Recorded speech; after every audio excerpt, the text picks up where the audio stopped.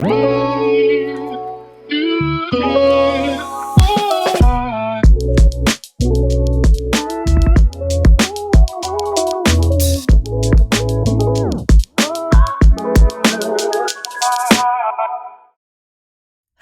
and welcome to Real Menopause Talk. My guest today is Raine. Kim is a high-performance health coach working with a large number of extremely successful women over the years. We discuss changes in attitude, including her own, towards HRT, and how, lately especially post-pandemic, she has encountered a number of high-achieving women receiving late diagnosis of ADHD during perimenopause and the effect that the hormonal fluctuations can have on neurodiversity. Lovely to meet you, Kim. Thank you for joining me today. I love your website, and reading your page, I just want to hear all the stories that you refer to from your 20s and your 30s, and then being the wife and the mother and the hardworking person. And I know you still work very hard. So I really want to hear all of the stories. But to begin with, could you tell us a little bit about where you are at the moment, life, work and family? So where I am at the moment, life and family, is like you say that I still work very hard, and I do still work very hard, but I am trying to work a bit less harder because I've realised that foot on the floor too long is not good. So life, work and family, I run a coaching business, and I work with predominantly peri to postmenopausal women, which is mostly online nowadays because what isn't? I'm actually a nan as well. I didn't say. Oh, congratulations! So my granddaughter will be 2 next month. Oh, this month. So that was a bit of a surprise. That came about 5 years at least ahead of schedule. So that's my daughter and her partner, and then I've got my son and husband. We all are living here, and that's about me really. Especially after the last 2 years, not much else to talk about. Oh, I know that feeling. I still try to claw back some kind of social life, but there we are. Whereabouts are you in terms of menopause? I am going to be 49 this year, so I am perimenopausal. I have got symptoms, but not overly symptomatic at this stage. You know, I think I've had the symptoms of perimenopause being sort of roughly 10 years before menopause starting to change. So I've definitely had those changes, but I'm now coming up to the point where I'm like, ooh, yeah, I would definitely class myself as perimenopausal now. What do those symptoms look like for you at the moment? My biggest symptom has been the brain fog. It's been really, I don't know if it was exacerbated by becoming a nan, you know, like I say, 5 to 10 years ahead of schedule. It was a bit of a curveball, that one that kind of sent me. And then having a year in my business where I really did, you know, I sold a business and then I'm building another business, and just having that ongoing, loads and lots going on. And I just felt sometimes that it's the missing words, which can be really frustrating because I do a lot of talking and a lot of presenting. And sometimes I'm just like, and coaching, and I'll come up with something and I'll be like, I've got that. It will come back in a second. I think energy as well. Energy, you know, not having the energy that I used to have. I really noticed that. I think the two big things for me have been the brain fog that I've noticed within work, and from having that, and obviously a pandemic. I mean, let's not forget that as well. Cherry on top. So just finding myself a bit less resilient than I used to be when it comes to keeping up with life. And then the energy side of things, it's just been quite insidious. And I used to be an early riser. Now not so much now, the last few months, but I started snoozing a bit more, you know, snoozing the alarm a bit more. I love my exercise and my CrossFit, and that would be something that I would feel quite confident at keeping up with. You know, there's quite young people in my gym, and I would feel all right keeping up with them or thereabouts. But I really noticed in the last few years, it became more difficult to do that, and more difficult to have enthusiasm for getting out and putting my body through exercise in general, really. So I'd say they, for me, would be the brain fog and energy would be my two kind of main symptoms. That's one that has recurred during conversations a lot lately, the enthusiasm and the joy for doing things that we used to really, really love. How did you get that back? I've gone on HRT. And it's made a difference for you? I've done a lot of things actually to get it back. It isn't just that, and I've only just gone HRT recently. So like I said, I work with peri to postmenopausal women, and I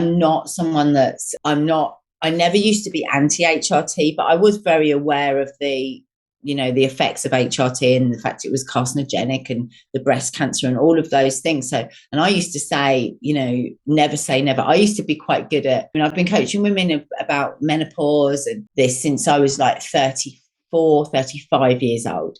And in those days, everything I was talking about was what I was reading and what I was learning. So I used to say, oh, well, try and avoid HRT, do these things. And these women would get through menopause, but I would also say, but, I'd never say never, because I always thought, I don't know how I'd feel when I got there. In recent history, with the new evidence and the new research that's come out on HRT and how supportive it is and the new ways that you can have it and body identical HRT and all that's come out around that, I was then seeing women go on HRT and making really phenomenal changes that were then allowing them to get back to the life they had and then build on the things that we might be working together on. It just helps pieces fit into place. So for me, that was one of the things that I've noticed a difference with. So in addition to getting the joy back, what else has helped you manage your symptoms, Kim? I would say that the things that helped me manage it were definitely going on HRT, which I did about 6 weeks ago. It's probably near 8 weeks ago actually now. But also looking at the reasons for, with the brain fog, it's like, well, actually what's also going on in my life, I don't have that resilience that I used to have. So what can I do to manage that? And looking after my energy, looking after my diet and all of those things. But going on HRT has been something for me that I have watched many women go on and feel a lot better for it. It takes a journey to get it right sometimes. And I know for myself, I'm at that point at the moment where I've gone on it and I do feel a lot better. My brain is functioning much better. I feel much more calmer. I feel much more able to do things. Mm-hmm. Whereas actually in the past, I could find myself getting overwhelmed at small things that would never have overwhelmed me. So I'm definitely feeling more focused, and I have definitely felt the difference in my energy to exercise and my want to exercise. I can go into a class and be able to give 100%, whereas before I'm probably able to give about 95% now, whereas before it would be I didn't really want to go. I didn't really, it was just that whole walking through treacle. In the past with HRT, I'd spoken with clients, so I'd been working with clients for years, and back when HRT really was the big bad wolf, and helping them get through it without going on HRT, but saying, I never say never, because ultimately for some of them, the symptoms were so bad that it, really and truly actually makes such a huge difference. It's worth. And nowadays we know that the risks are minimal. I mean, you're far more at risk from breast cancer, for example, if you're overweight or if you have 2 glasses of wine a day, than you are if you've got an HRT. But the media didn't seem quite so excited to get that news out as they did the other news. I think people are still a little wary of it. And I actually haven't investigated the side effects because I've been looking for the positives so much for it. But weight gain is potentially one of them. Getting the dosage right, obviously, is really important. Have you noticed anything in the last 6 to 8 weeks?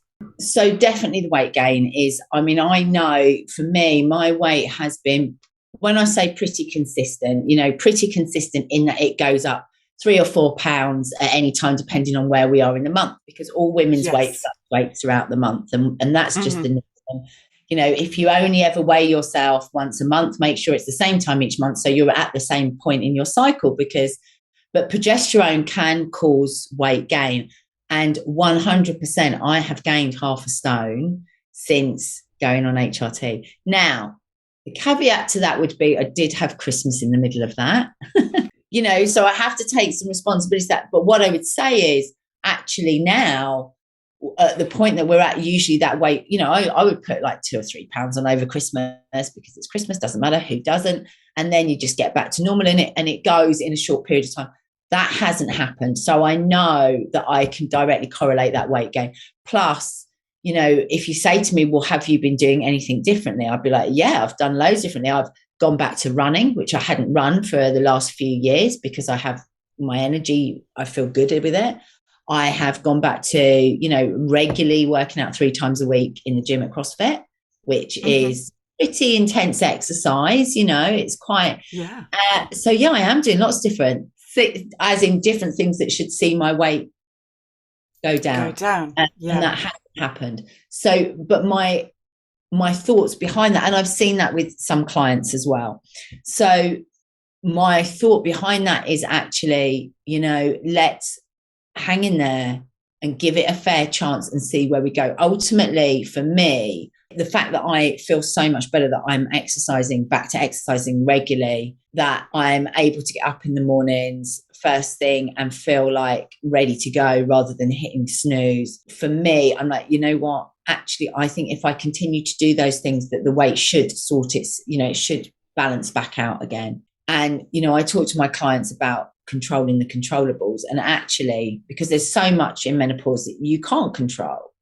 And, like you say, it's not always that we all get the dosage right straight away. So I'll give you an example of a lady I was working with who was struggling terribly with anxiety. Well, this was actually before we worked together. So she was struggling terribly with anxiety. And she said to me rather sheepishly one day, she said, Kim, she was a colleague, and she said, Kim, I've actually gone on antidepressants for the anxiety.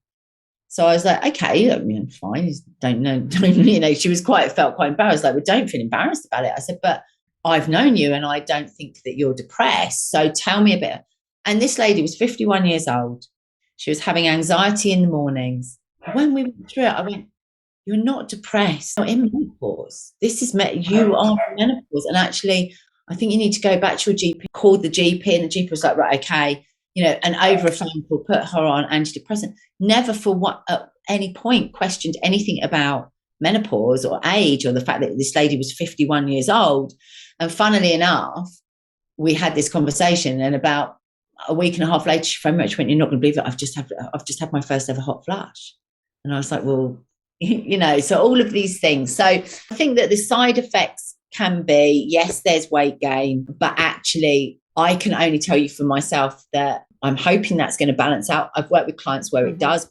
Ultimately, the fact that they are now able to exercise regularly, they are less likely to do the whine o'clock. They're less likely to, hit the F-it button, means that they can stick to a healthier eating plan. That actually, so, when I work with them over time, they do then ultimately lose a lot more than they initially gain. But it can be more difficult because progesterone can make you gain weight. So it's looking at those sides of things. And then, of course, the big scary thing is about, it was linked to higher risks of strokes, I think heart attacks, and breast cancer was the big one. And that has been shown to be completely not true, because the original studies they did were on older women who are more likely to have breast cancer anyway, just from the fact that they are coming into that age. There's a much greater risk as you get to your 60s than there is in your 50s. And a lot of the women in the study were older. So, yeah, I think that those were the main risks. And they have changed, and the formulations of the actual hormones themselves have changed. We're not using horse's urine anymore. They are bioidentical or body identical, which is safer. And actually, there are the potential health benefits from HRT. So it is very much a case of looking at both sides of the coin and deciding what you feel comfortable with. Plenty of doctors have said, try it. And if you don't like it, you can come off it. It's not a life sentence one way or the other. No. And I think that's the thing, funny enough, I was speaking with my sister-in-law before Christmas, and she said, well, why have you got on? She's a little bit older, and was talking of different symptoms, more of the real low estrogen type symptoms. So the hot flushes, sleep problems, night sweats, etc. That most women kind of wait till they get to that point and then think, right, I need some HRT. And I would say, I've just been speaking to a lady, a first-time client, and she was saying, "Oh, I sailed through my menopause, no problem at all.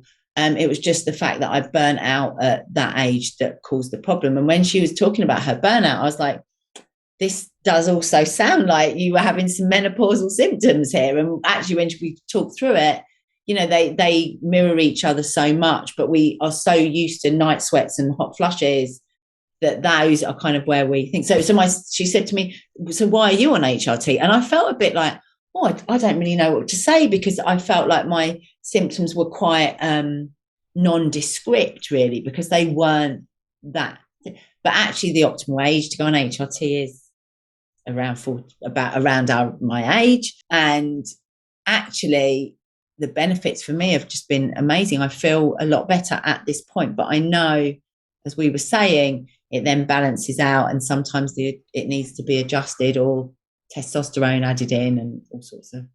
What else do you see in the women who come to visit you, to work with you? I think the main thing that I see in the women that come to work with me is they feel really lost. And the thing that I hear again and again is, I just want my old self back.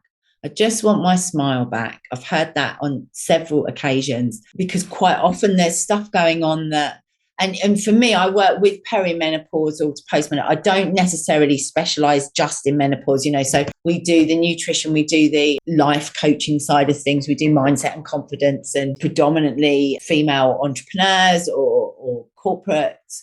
They just feel like they've lost who they were. And then quite a few of those things can be, and the lady that was having the morning anxiety is a prime example. For her, she thought, like, what is wrong with me? Why aren't I able to cope? I've been a really successful businesswoman. I've always been able to cope. I've always been able to do this. And now I'm lying in the mornings with this, crippling anxiety that I just can't get past. What's wrong with me? And actually, for her, HRT has actually been the answer. The fact of her anxiety was linked to her perimenopause, or what turned out to be, she was actually is in the thick of menopause. Even when we had the conversation, and I said, is it worse in the morning? And I said, okay, when you're, the closer you get to actual menopause, to that actual time of menopause, the higher your cortisol levels get. So the higher that stress hormone becomes in your body. So you are more susceptible to feeling anxious. And in the morning, cortisol levels naturally rise. So we've got this perfect storm in the mornings of, you can wake up feeling quite anxious, because naturally your cortisol levels are rising anyway, because that's what wakes you up and sets you up for the day. But also you've got this already higher levels of cortisol. And for this lady, just understanding that wasn't something that she felt that she was incompetent or, unable to cope or falling apart. This is something that is physiologically going on in your body, actually was really quite a relief to her. And I think it's things like that. There's a lot of things that women don't realise. For me, the brain fog, I knew what it was because I know what menopause is. But for a lot of women, they don't know. They don't know that these symptoms can be something that can be put right. So, but definitely that's the thing. Most of them feel lost. And so you coach them back into feeling themselves again with all the tools at your disposal. Yeah, it's very bespoke because everyone's so different. But ultimately, it is about getting them eating right, looking after themselves, prioritising themselves, helping them sort their sleep out. Many of them aren't sleeping well at all. They're struggling with the overwhelm, making decisions, all of those things. So there's the strategies that we can put in place for that, and just bringing them a bit around to themselves. The truth is, as we come into perimenopause and menopause and our estrogen levels start to fall, estrogen is a hormone that makes us put everyone in front of us. It's a super caring, nurturing hormone. And as this starts to fall away in a lot of women, they give a bit less of a monkeys about what other people think. And they can turn around and they can be a bit more honest. And some of them turn around into their lives and they're like, I'm not happy in this life. And sometimes it's in that marriage. Sometimes it's in that job. Sometimes it's with that friendship. Sometimes it's with that home. And so we kind of can go off into that area of things as well, because, quite often the issue is not the issue. The Yeah. issue is Yeah. just the symptom, and actually it's the other stuff that's going on underneath. So yeah, it can be quite an interesting journey, really. Before we started recording, we were talking about different mental health issues and situations. And you mentioned that you see a lot of women coming in with late diagnosis of ADHD. How does that present, and how has that changed over the years that you've been coaching women? So the first thing is, I don't think it's changed. I just think awareness has changed. Yeah. So for me, and what I want to say first of all is, these women, the women that I work with, are women who are very successful. Yes. You know, they have huge careers, they have teams, they have, you know, they are super amazing in their fields. Because one of the things that ADHD can give you is this phenomenal drive and this phenomenal focus. And actually, you know, it's quite an amazing superpower to have if you know how to use it. So for me, the first lady, I had no idea of what it, you know, to me, ADHD was about naughty boys bouncing off the walls in classroom. And, you know, it was from you eating too much sugar and all of that sort of stuff. And then I had some clients who would kind of go around in circles. They would do really good, and then they would kind of fall off, and it would just go round and round. And then one of these ladies she did so well and then would kind of sabotage it. She went to a conference and she heard that this speaker and got herself diagnosed with ADHD. And as she was talking, I was like, oh. And then I started to investigate it a little bit because I'm interested in what was going on in my clients' lives, and started to recognize some things. And then another lady came in and I was like, oh, and we went on a journey, and she got diagnosed with ADHD.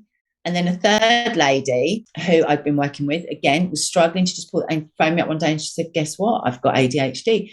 And from that point, it then took me on a journey of learning more about it, learning what it really is, because what it really is is very different in women. And, you know, and actually in adults as well. So in children, particularly boys, and all the research is done on prepubescent boys, you know, and actually with boys, it can be, you know, they're noisy in the classroom. They get, you know, lots of attention needed for them because they're a bit of a pain in the bum.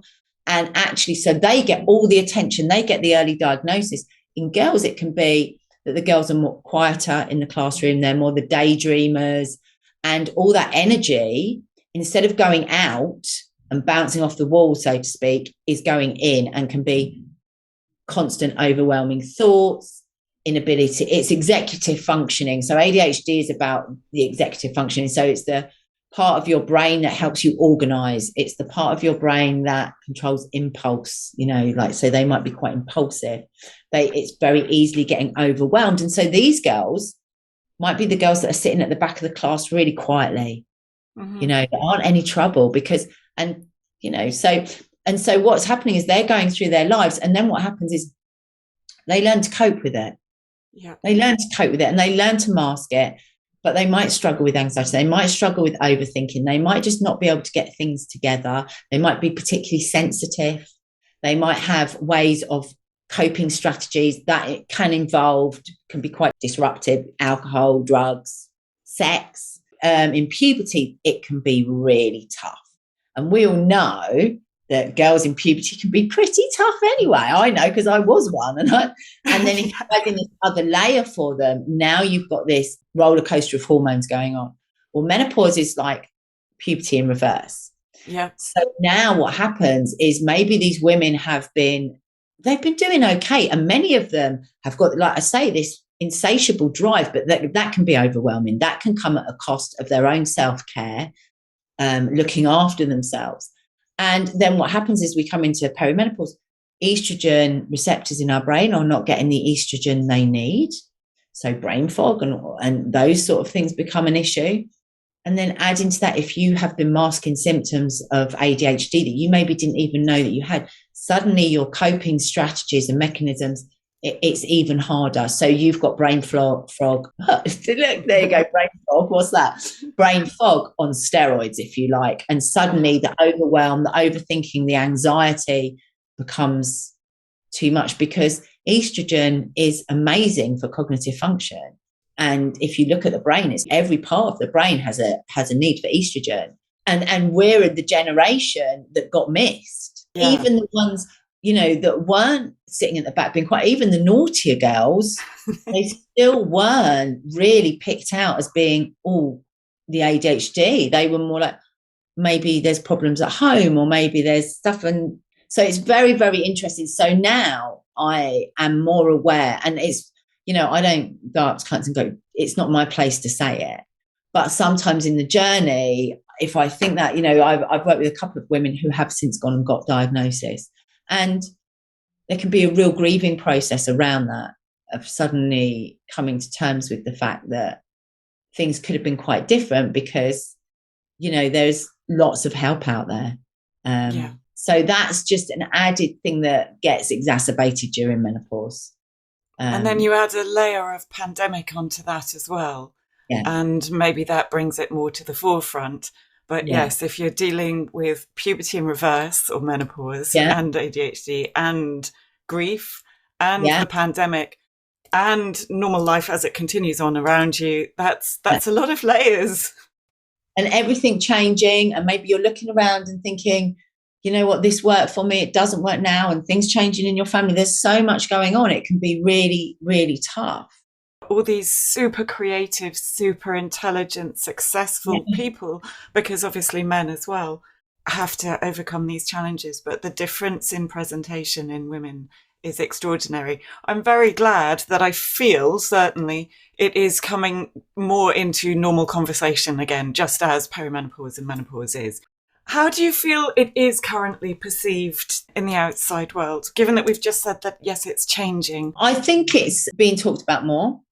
I think there's a thing around still a bit of a fear around the whole HRT. I think that information needs to be definitely got out more, because the good old media didn't mind spreading it when it was the bad news. And actually, we have a right to know the really good stuff. And I see a lot of women, and have done for 16, 17 years since I've been doing this, women who actually need some kind of HRT or something, that are being offered antidepressants, or being kind of like, oh no, you're right, by doctors who maybe who haven't updated for whatever reason. And that's without total judgment, because I say to my clients nowadays, GPs, who are like our front line for this, have a lot on their plate.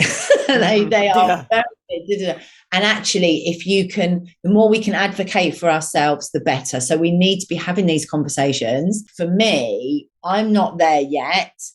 And I feel very, very lucky that HRT is available to me without the fears that it was to women even, half a decade ago. But I also think, so I feel quite excited about it. So I feel like the conversation, though, needs to be away from this doom and gloom of menopause, and like, menopause, it's going to be awful. There's tests have shown that actually women's perception of menopause is far worse than it actually is.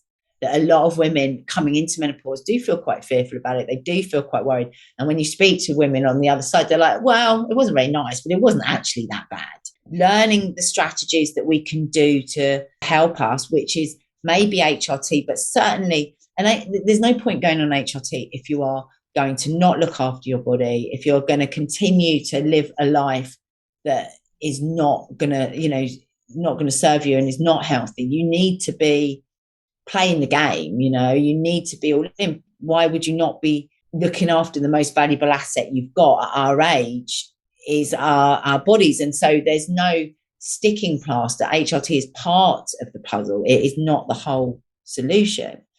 But I definitely think that with those things available to us, we need to have the conversation that this is just the exciting next stage for women. And rather than this whole media thing of like them, becoming invisible and becoming, not seen, it's like, I'm up for bringing the fire, ladies. So this positive next stage of yours, what does that look like? Because that sounds really exciting. I'm going to keep stepping up and pushing myself. So what it actually looks like is this year I've got, in September, my book will be coming out, which is... exciting. excited about. Yeah, it's something I've always wanted to do. So that's coming out on the 22nd of September. And it's actually going to be called Bring the Fire. And it is written for peri to postmenopausal women. It's not a book about menopause as such, although there is information on menopause, but it is about more what I was talking about of that whole change. Life changes at this point, and it's a great time to evaluate and a great time to actually think, you know what, I don't want that bit anymore, but I want more of this and I want less of that. And so just that. So I've got that coming out, and yeah, I'm just really looking forward to working on myself and what I want to do next, really. Is there anything that you'd like to add, Kim? Any parting words of wisdom? I think the main thing is, ladies, is wherever you are on the journey, is do what you can do and do the best that you can do, and don't beat yourself up, and do talk about it. And I think women are talking about it a lot more to other women, to other menopausal women, but go and seek solutions, because there are ways to make you feel better. And some of them might seem a bit, particularly when you're in that place. But, it is like, so I talk to my clients about life force foods, eat foods that are full of vitamins and minerals and enzymes that are going to nourish every single one of your hormones, because all our hormones are made from our food. Get your good fats into you, because our sex hormones are made from cholesterol. And so we want those good fats in us. Be active, and whatever that is to you. I've been talking about CrossFit, but that's me right now. If you'd have asked me 3 years ago, I'd have been like, I just go for a walk each day and I do yoga, because that's where I was at. So listening to where your body is super important, I think, and not sort of looking around and thinking where you think your body should be at, but listening to where it actually is at, and acting accordingly. On the days that you can do it. On the days that you just need, I will leave this. It's like, there are days when maybe a glass of red wine and a chat with a friend are going to do you a lot more good than a HIIT session and a salad. And just know the difference between those days, and make sure that 80% of those days are the days that you value your body and you work out, whether it's a HIIT session or a walk, all of it. But you also let yourself have those days where, you know what, I'm just going to enjoy it and kick back and listen to what I really need right now. I think that's great advice. Reach for the red wine tonight. Yeah, don't all one of those days. I was going to say, don't all run out and that's kind of not what I'm saying, but you get it. Thank you so much, Kim. Take care. You can find Kim through her website, kimrainecoaching.com, and on Instagram @KimRaineCoaching. Follow us on the podcast app so you never miss an episode, and remember to tell all your friends, spread the word, as that is how we will make change. Thank you for listening. I look forward to seeing you in the next episode.